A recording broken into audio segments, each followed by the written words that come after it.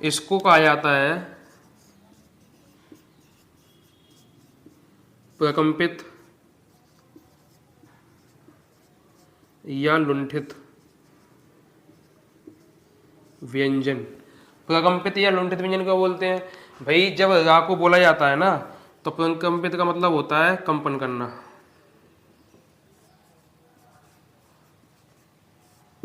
कंपन।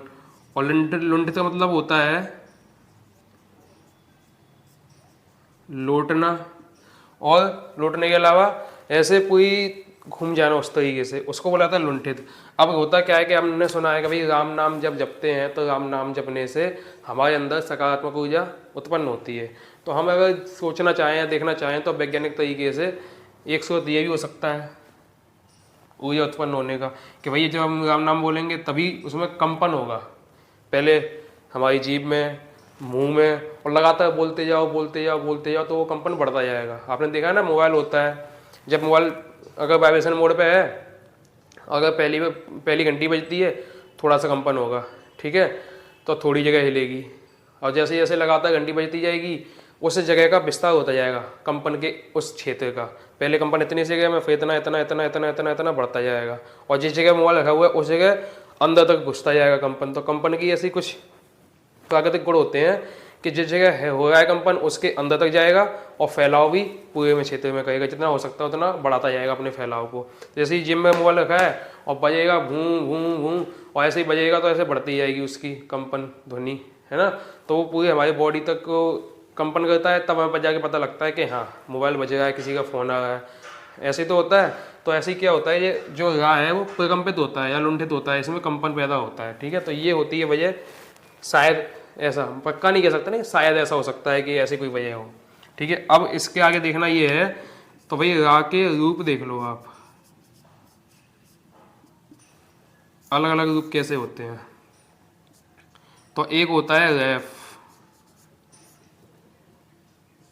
एक होता है पदेन,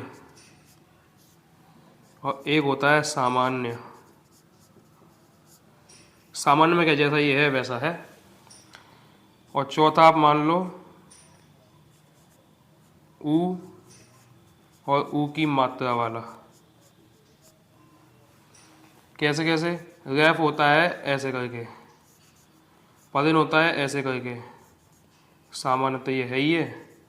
और छोटे ऊ की मात्रा लगेगी, छोटे ऊ की मात्रा लगानी हो तो रा में ऐसे कर दो, और बड़े ऊ की मात्रा लगानी हो तो ये घुंडी लगा दो। ये हो गया बड़े बड़े ऊ की मात्रा वाला रूप। अब रैफ में होगा क्या? जैसे कर्म,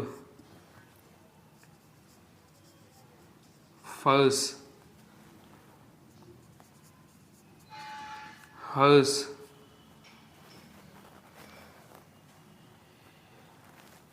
और क्या हो सकता है?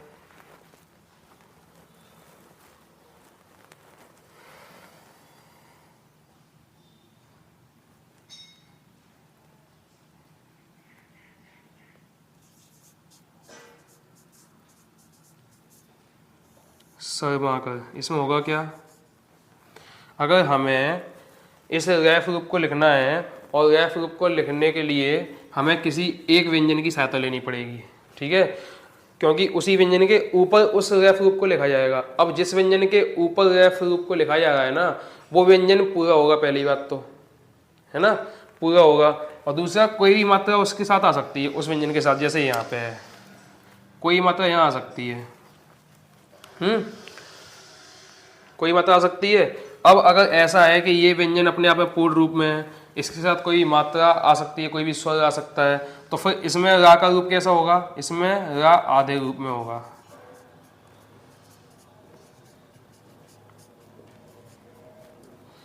रैफ रूप में जो होगा वो आधे रूप में रा होगा। अब आते हैं पदेन में, तो पदेन के उदाहरण देख लो भाई। क्रम, ग्रह,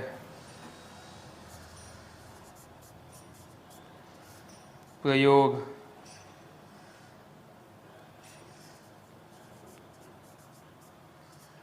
प्रियंका, ठीक है। अब इसमें होगा क्या? इसमें जो रा होगा, इसमें पूर्ण रूप में रा होगा, पूर्ण रूप में रा। वजह क्या है, इसमें जो क बोल रहे हैं ना, तो का पे हम कम जोर दे रहे हैं, रा पे ज़्यादा। ग्रह बोल रहे हैं तो गा पे कम जोर, रा पे ज़्यादा। प्रयोग बोल रहे हैं तो पा पे कम जोर, रा पे ज़्यादा। तो जिस पे जोर ज़्यादा लगाएंगे वो पूर्ण रूप माना जाता है। ठीक है, जैसे यहाँ पे देखो ये मात्रा है ना, तो अगर मात्रा बोल रहे हैं हम प्रियंका, तो प्रियंका ऐसे तो बोल रहे हैं, प्रियंका प्रियंका ऐसे तो बोल रहे हैं, ऐसा तो नहीं प्रियंका बोल रहे हो, ऐसा कभी नहीं होता, ये गलत होता है। तो ऐसे बोला जाता है। अब अगर ऐसे बोला जा रहा है तो इसका मतलब ये निकलता है कि ये पा तो ठीक है जो भी है, लेकिन इस रा पे मात्रा आ गई है। किस पे आ गई है, रा पे मात्रा आ गई है। अब जिस पर मात्रा आ जाएगी वही तो पूर्ण रूप कहलाएगा व्यंजन में। जिस व्यंजन पे, जिस अक्षर पे मात्रा आ जाएगी वही तो पूर्ण रूप कहलाएगा व्यंजन का। तो अगर मात्रा रा पे है तो ये पूर्ण व्यंजन हो गया। कैसा हो गया, पूर्ण व्यंजन हो गया। अगर ये पूर्ण व्यंजन होगा तो फिर ये कैसा होगा, ये आधा होगा। इस तरीके से लिखा जाता है प्रियंका। तो इसमें पूर्ण रूप में रा होगा, जबकि जिस व्यंजन के साथ इसका प्रयोग किया गया है, जिस व्यंजन के साथ मतलब जैसे इसमें पा के साथ प्रयोग किया गया तो पा इसमें आधा होगा, यहाँ गा के साथ प्रयोग किया तो गा इसमें आधा होगा, यहाँ का के साथ प्रयोग किया है तो का इसमें आधा होगा। ठीक है, इसमें ये ऐसा हो गया, मतलब जिस अक्षर के, जिस व्यंजन के साथ इसका उपयोग होता है वहां पर वो अक्षर, वो व्यंजन हमेशा आधे रूप में रहता है, जबकि रा पूर्ण रूप में रहता है। होगी बात समझ में आ गई। दूसरा पॉइंट ये है कि इसमें जो पदेन रा है ना, पद का मतलब समझते हो, पद मतलब होता है नीचे या पैर। तो पद का अर्थ, पद के नाम के हिसाब से भी ये समझ जाना चाहिए कि जिसमें जो रा लगेगा वो नीचे की तरफ लगेगा, नीचे की तरफ, पैरों की तरफ। कोई भी अक्षर है, कोई व्यंजन है, उसके नीचे की तरफ रा लगाया जाएगा तो पदेन कहलाएगा। ठीक है, रैप से आप समझ जाओ, रूफ यानी छत। जब भी इस रैप रूप का उपयोग होगा तो छत के हिसाब से होगा, मतलब उस व्यंजन के ऊपर लगाया जाएगा तो रैप है, उस व्यंजन के नीचे लग गया पदों की तरफ, पैरों की तरफ, तो पदेन रूप है। अब इस पदेन रूप का, जैसे ये तो पूर्ण रूप में हो गया पहली बात। दूसरा इसका उपयोग होता कैसे है, ये खड़ी पाई वाले व्यंजन के साथ आता है।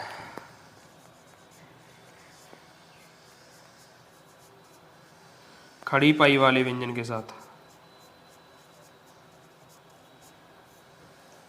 कौन से वाले, खड़ी पाई वाले व्यंजन के साथ इसका उपयोग होता है। अब एक उपयोग ऐसा भी है जो लोटनिक के साथ होता है। लोटनिक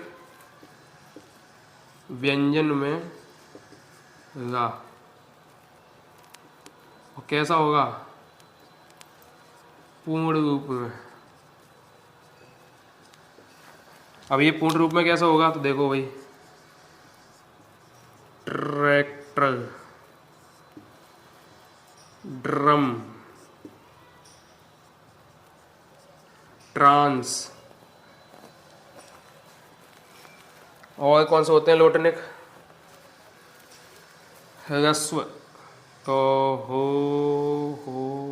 ऐसे, ऐसा कुछ होता है। या हृदय लिखना हो तो इसमें ये टा बन जाएगा। ये देखो इधर, ये हृदय, इसमें ये टा।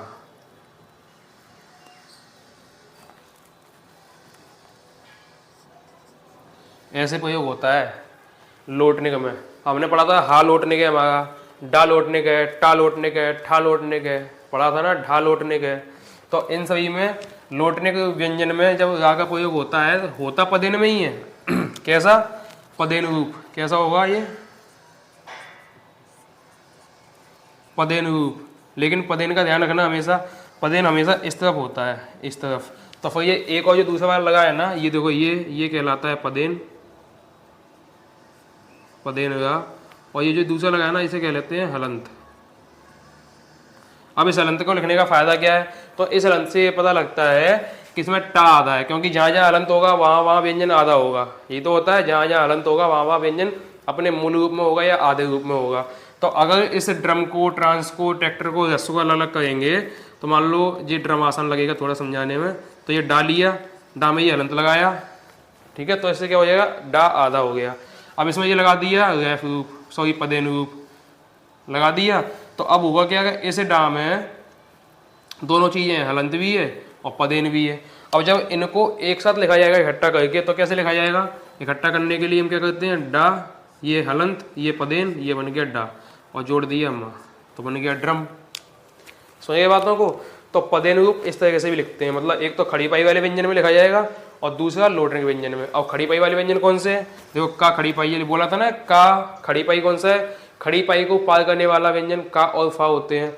उसके अलावा खड़ी पाई को पार न करने वाले व्यंजन 22 होते हैं, तो 22 वो और 2 पार करने वाले 24। इन 24 में से किसी में भी आ जाए हमेशा ऐसे ही उपयोग होगा पदेन के रूप में। और जब आता है ये लोटने में, 9 बताए थे लोटने, तो ये 9 लोटने के 9 लोटने के में इसका उपयोग इस प्रकार से होगा, इधर पदेन होगा उधर हलंत होगा। इससे पता ये लग जाएगा कि पदेन होने की वजह से रा पूरा है और हलंत होने की वजह से डा आधा है, या लोटने के वाले सारे के सारे व्यंजन आधे होते हैं। ठीक है। तीसरा, सामान्य रूप में देख लो भाई, सामान्य रूप में अगर देखना हो तो कोई भी नाम लिख लो।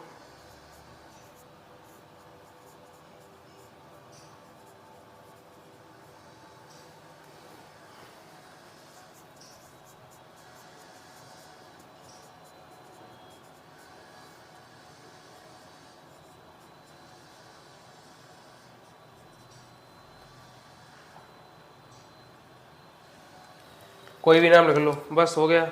यहाँ पर ये पूर्ण रूप में है, पूर्ण रूप के अलावा सामान्य रूप बोला जाता है इसको रा का। अब आता है ऊ की मात्रा वाला, ऊ की मात्रा वाला। तो ऊ और ऊ की मात्रा वाले में ध्यान रखना कि जब छोटे ऊ की मात्रा लगानी होती है तो ऐसे नहीं लिखना है, ये गलत हो जाएगा, ऐसे लिखना है, ये घुंडी लगा के। ठीक है। अगर बड़े ऊ की मात्रा लगानी है तो ऐसा नहीं लिखना, ये गलत हो जाएगा, अजीब ही लगता है। इसलिए इस तरीके से हटाकर क्या किया गया, इसमें घुंडी बना दी, इसको ऐसे बनाया, जी छोटे ऊ की, ये घुंडी तो बड़े ऊ की। समझ गए।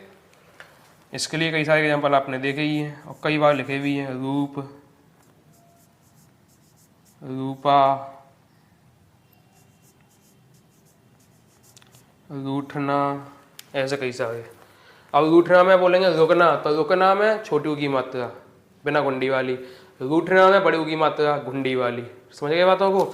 तो अंतस्थ ये होते हैं, अंतस्थ व्यंजन जो अंदर की तरफ वायु खींचते हैं उसे अंतस्थ व्यंजन बोला जाता है, ये अंदर स्थित होते हैं। या और वा इसमें संघर्षहीन, सप्रवा, अर्धस्वर, अर्धव्यंजन, अर्धस्वर व्यंजन रूप में होते हैं। और इस बात की पुष्टि की थी डॉक्टर भोलानाथ तिवारी ने। ठीक है। इस तरीके से वो समझ सकते हैं कि आधे आधे क्यों कहलाते हैं, आधे व्यंजन आधे स्वर क्यों कहलाते हैं। समझ में आ गया। फिर आता है ला पे, तो ला होता है पार्श्विक व्यंजन। पार्श्विक व्यंजन में होता है क्या, ला में जीभ घूम जाती है, ऊपर टच हो जाती है छत्ते से, और छत्ते से टच होते ही बगल में से निकलती है हवा, सांस, वायु। ठीक है। तो इस वायु को निकलने में थोड़ा कष्ट होता है, इसलिए पार्श्विक व्यंजन बोला जाता है। मतलब पार्श्व मतलब थोड़ा सा, पार्श्व का रूप भी होता है थोड़ा सा रूप, पार्श्व कोई चीज़ होती है थोड़ी सी, पार्श्व मतलब पीछे भी होता है, पीठ भी होती है। तो इस तरह समझ जाओ कि भाई कहीं ना कहीं उसी से संबंधित है। रा को बोलते हैं प्रकंपित ध्वनि, लुंठित ध्वनि, प्रकंपित व्यंजन, लुंठित व्यंजन। लुंठित में होता है लौटना, ऐसे घूमना, रोल होना, और प्रकंपित में कंपन होना। ठीक है। फिर आगे होते हैं रूप 1 2 3 4, रैफ, पदेन, सामान्य, ऊ की मात्रा वाले। रैफ में रा आधा होता है, पदेन में रा पूरा होता है, सामान्य में पूरा होता है। और ऐसे छोटे ऊ की और बड़े ऊ की मात्रा में जब अंतर देखना हो तो छोटे ऊ की मात्रा का उपयोग करते समय घुंडी नहीं लगानी, बस सिंपल से ऐसे डंडी बनानी है रा के साथ में जोड़ के। और जब बड़े ऊ की मात्रा का उपयोग करना हो रा के साथ तो घुंडी लगा के करनी है। जैसे हम बड़े ऊ की मात्रा बनाते हैं ना, जैसे ये छोटे ऊ की मात्रा कैसी होती है, ऐसी वाली। बड़े ऊ की मात्रा कैसी होती है, ऐसी वाली। तो इसका उपयोग हम रा में करके, रा में धन कर देंगे बड़ी ऊ की मात्रा का, तो ऐसे बन जाता है रू। ठीक है। टच करके ये बन जाता है। जबकि छोटे ऊ की मात्रा लगानी हो रा में तो फिर ऐसे नहीं करना है, क्या करना है, इसी में वैसे एक डंडी ऐसे जोड़नी है, तो ये हो गया। ऐसे बन जाते हैं रा के छोटी ऊ की और बड़ी ऊ की मात्रा वाले रूप। ठीक है। तो इस प्रकार से हम समझ जाते हैं अंतस्थ व्यंजन के बारे में, अंतस्थ कैसे कैसे होते हैं, क्या क्या बोला जाता है और किस किस तरीके से इनका उपयोग किया जा सकता है। समझ गए बातों को। अब आगे बढ़ते हैं, आगे हम मिलेंगे इसके साथ। क्या बोलते हैं इसको, देखते हैं क्या बोलते हैं।